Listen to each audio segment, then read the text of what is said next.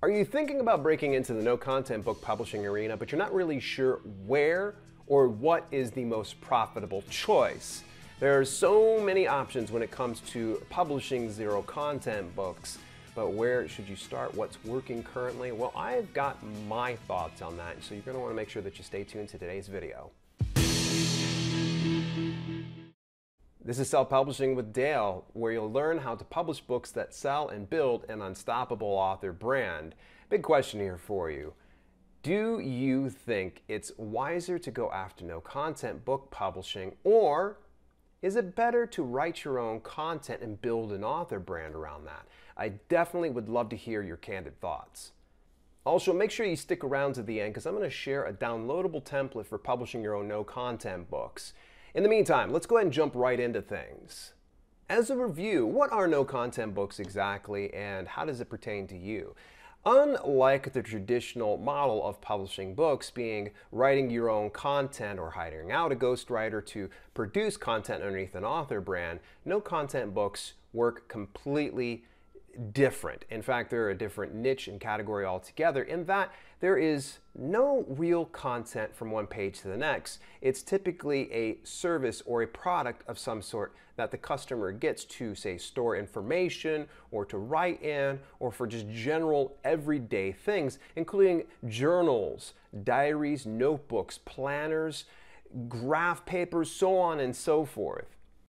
Now, with all that information out of the way, you probably got a pretty good grasp on what no-content book publishing is, but I need to go ahead and set your expectations here and give a little bit of a disclaimer. I'm going to share some of this information now. It may be working right now, it might not work later, and of course, my results aren't typical, so I can't promise you wealth beyond measure, much less one sale whatsoever. In fact, if you end up hiring out and outsourcing some of your services, you may stand to actually lose money in this business, so I don't want to make any kind of promises right out the rip.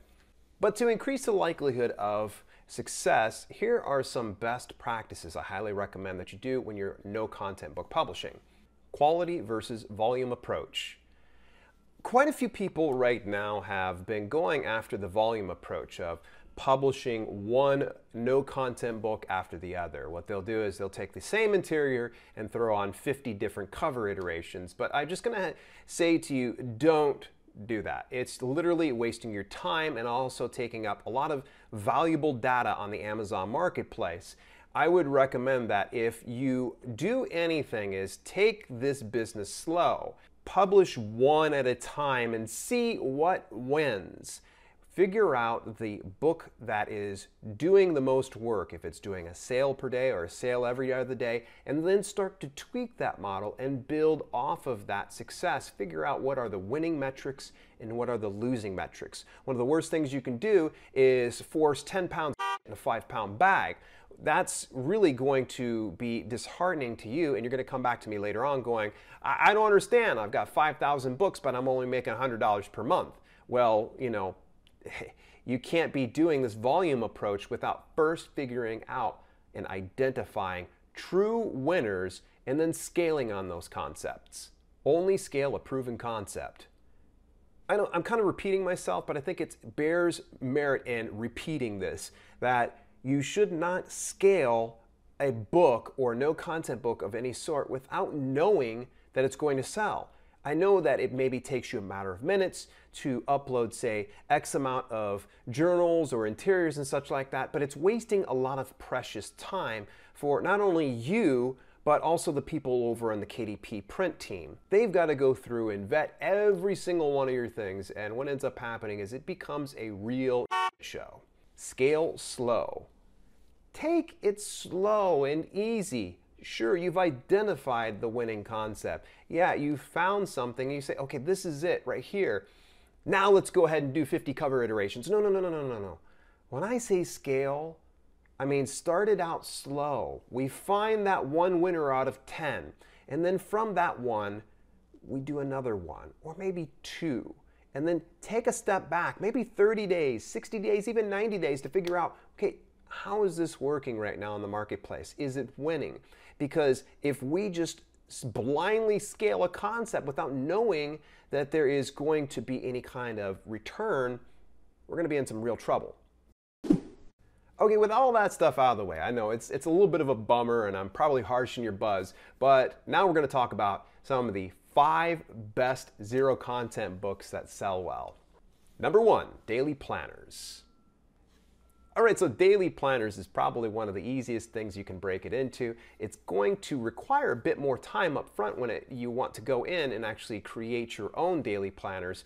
But as soon as you have a good interior, you can probably just change out a few simple elements and really create some vibrant and robust interiors that your audiences can potentially want.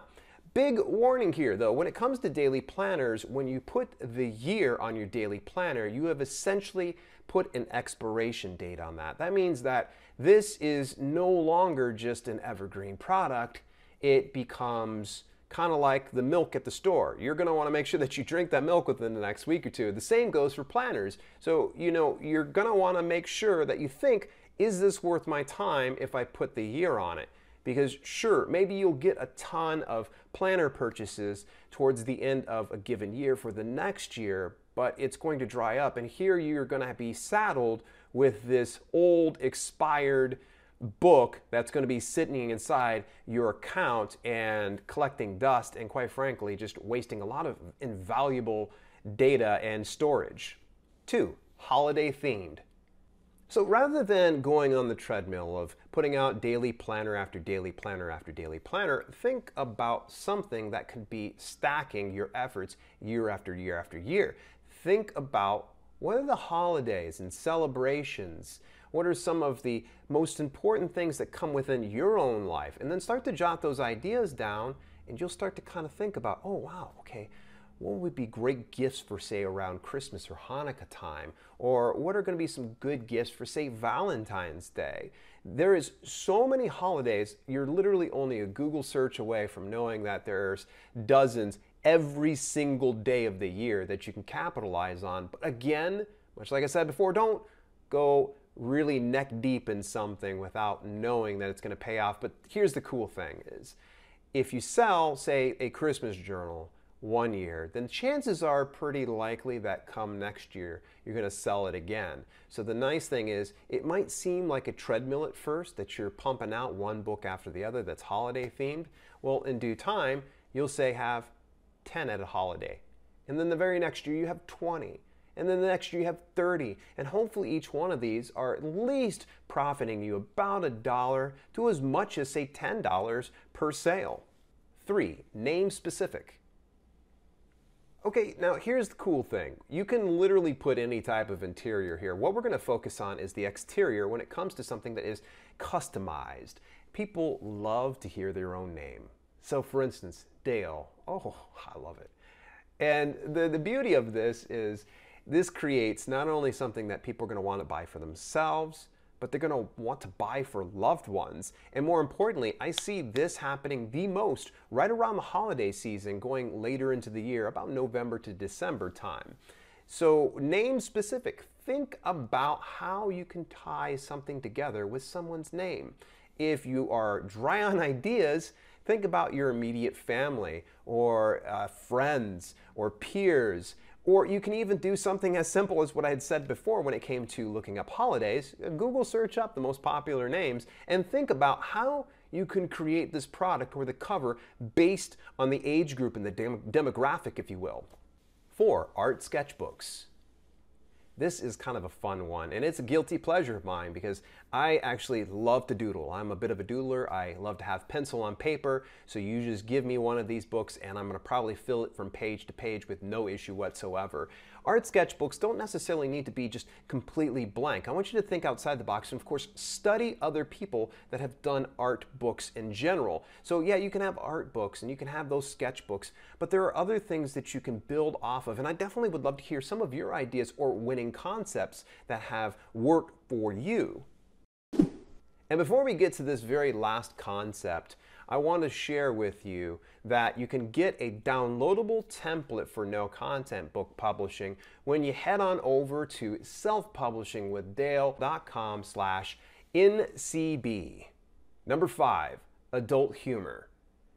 Now, be very careful. When it comes to adult humor, you're probably automatically thinking curse words and irreverence, and that's all well and good, but remember to go back and review Amazon's terms of service and their policies, because you don't want to be putting out content on the cover that has any form of, say, hate speech or anything that's going to be hitting that gray area, or just being a chronic line pusher after a while is going to end up getting your KDP account shut down. You don't want that to happen. So adult humor doesn't always have to be potty jokes or curse words of some sort. Think a little bit outside the box when it comes to providing something for this particular arena here. Everything from, say, gag gifts, or even some inside jokes that one coworker would share with, say, another one.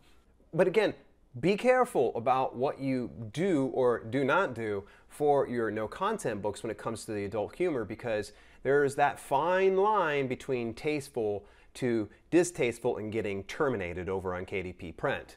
In case you're still kind of buzzing and you're going, oh my gosh, I'm so excited about this no content book publishing, but I really need some more info. The nice thing is I've actually put together a complete video series, and I brought my wife along for the ride on a few of these videos where we share some of the other winning concepts and not so winning concepts. You're going to want to take a look at this playlist about publishing no content books. I'm going to go ahead and I'll see you over there in the next video.